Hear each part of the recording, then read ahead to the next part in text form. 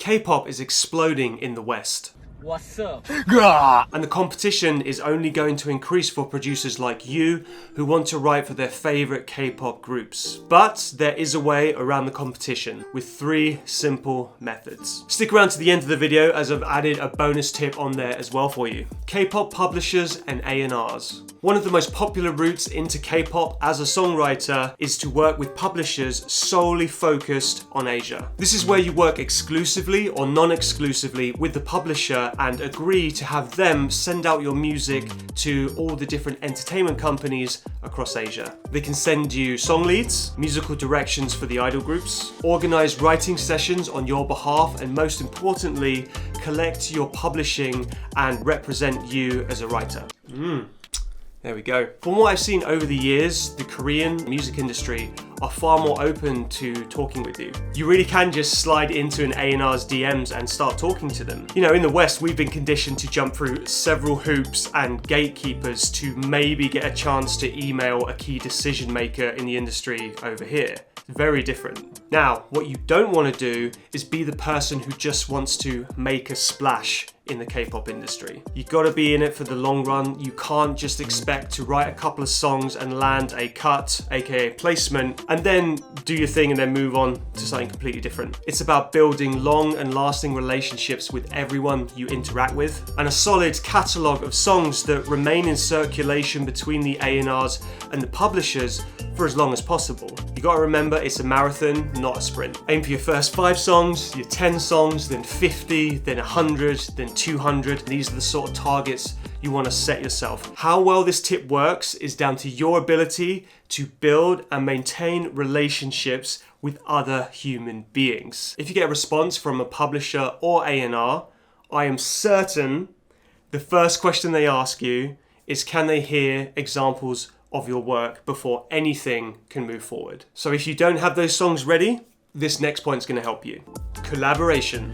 This was my first step into the K-pop industry as a music producer. When I was first introduced to K-pop, it was when Gangnam Style blew up for the first time, circa 2012-ish. The way it happened was I simply had a Norwegian pop producer friend who messaged me and was like, hey, do you want to try out this genre K-pop? Because I know you really love J-pop and Studio Ghibli films, you bloody weeb. At the time, he was working with a Korean publisher and receiving leads from them. He wanted to focus on developing his own boy band in the West. That really was it, simply just knowing someone and then getting invited to do a writing collaboration with them. For you, there's 2 ways of doing this. I would recommend teaming up with more experienced writers so you can learn from them, and also work with writers who are less experienced as yourself, as that gives you an opportunity to teach and support other people as well. From that point moving forward, when I would find collaborations, it was usually done through reaching out on social media, friends of friends, hanging out in Discord communities, and further down the line, I was getting introductions from my publisher. How well this tip will work for you is your ability to be able to build and maintain relationships with other human beings. This next tip is one of the most powerful, but it's only for people who are willing to go that extra mile, as most people aren't really doing this.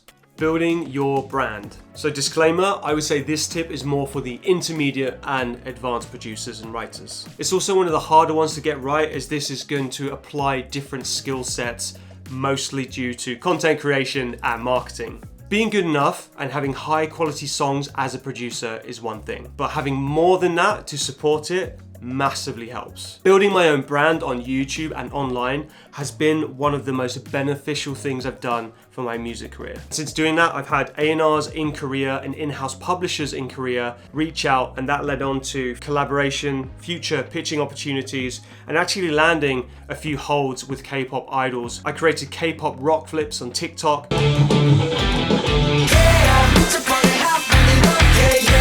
SM Entertainment found the video and ended up awarding me Creator of the Month, which is actually crazy and surreal to think that even was possible from this room randomly in the south of England. It also enabled me to grow a really good K-pop Discord community. It created huge opportunities for members in that community.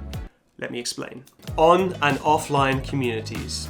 Since its inception in 2019, K-pop A&Rs and publishers have been using it. Community members have landed publishing deals, writing and industry partnerships, and cuts with well-known K-pop groups like JO1 and The Boys. We have an in-person AZODi K-pop songwriting camp happening soon, and yet again that's going to provide more opportunities for writers to pitch their songs to the major labels, meet industry people. How well this works for you is down to your ability to build and maintain relationships with other human beings. I've linked the K-pop Discord community below. If you liked the video, hit that thumbs up and please subscribe for more content like this.